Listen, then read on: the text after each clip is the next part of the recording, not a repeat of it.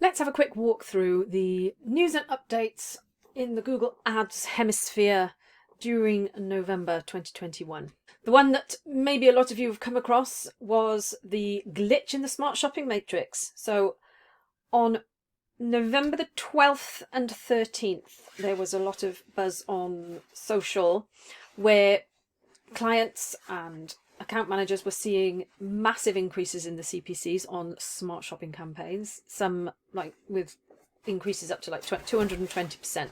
So the tweet we can see here is what Google tweeted out on the 13th of November, which was the Saturday. So the Google Ads system encountered an unexpected issue between 6 p.m. on Friday, November the 12th, and 3 a.m. on Saturday the 13th that affected shopping ads. We identified and fixed the issue. Everything is working as expected now. So something went wrong, but we do not know what.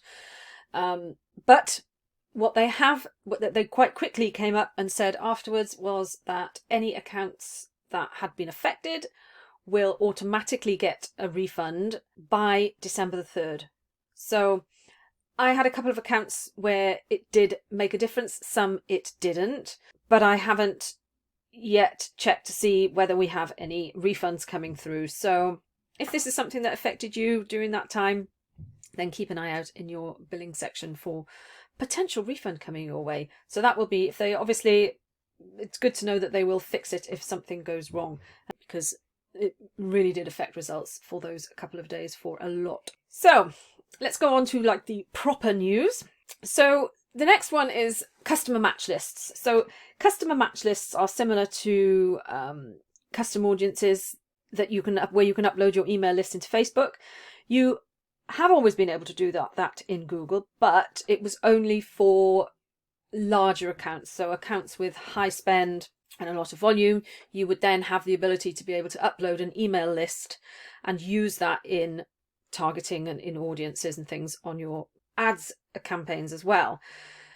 What they've done now is they have rolled this out to all, well, compliant accounts. Obviously your account needs to be in good standing. So as it stands now, all Google Ads accounts can upload a customer list, but depending on what type of, how your account is or how big your account is, there are different things that you can do. So all accounts, as long as you're compliant, will be able to use your customer match lists and create similar audiences, and then use those for observation and exclusions on campaigns. In other words, you can layer your customer match and similar audience, similar to customer match lists. You can layer them over your your campaigns, or you can exclude them from your campaigns.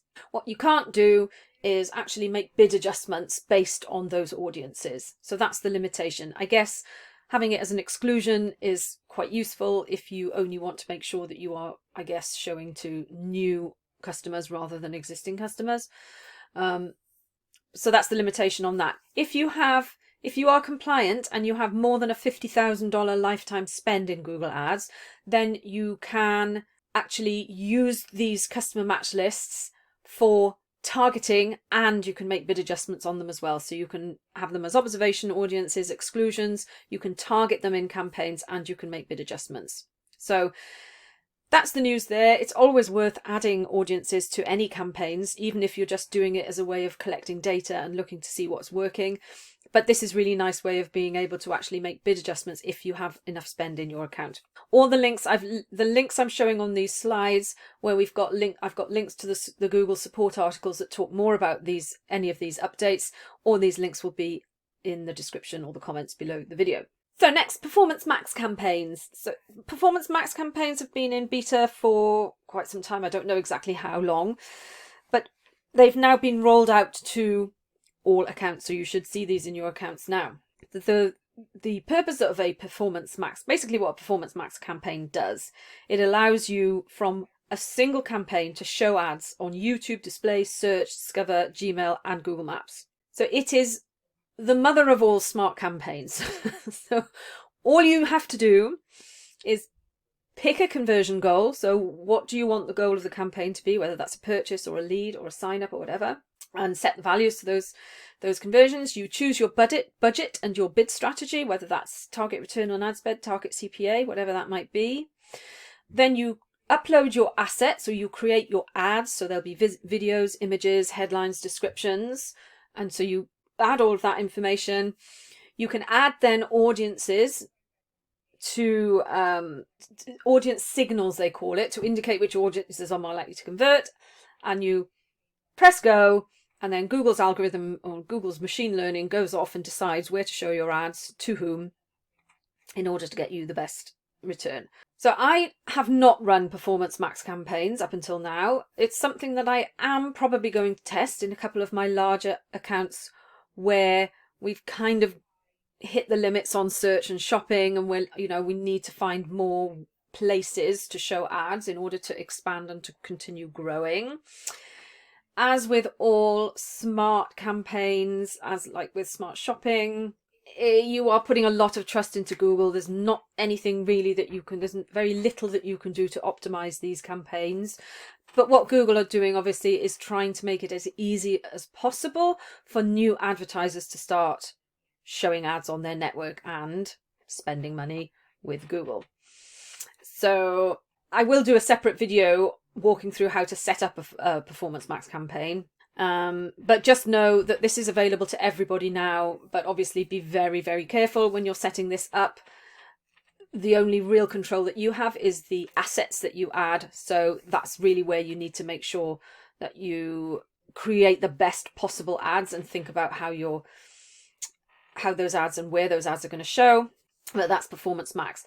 I see on social, I see in a lot of groups that I'm in, some people are having great success with them, others not so much. So as always, it's a bit of one of those things that might be worth testing, but maybe on a small budget to start with until you know it's actually going to work for you. So that's Performance Max. You might notice if you go to your conversions section in your Google Ads account, that there's a different layout when you go to have a look at your conversions. So they've brought in a new way to kind of organize them inside your account.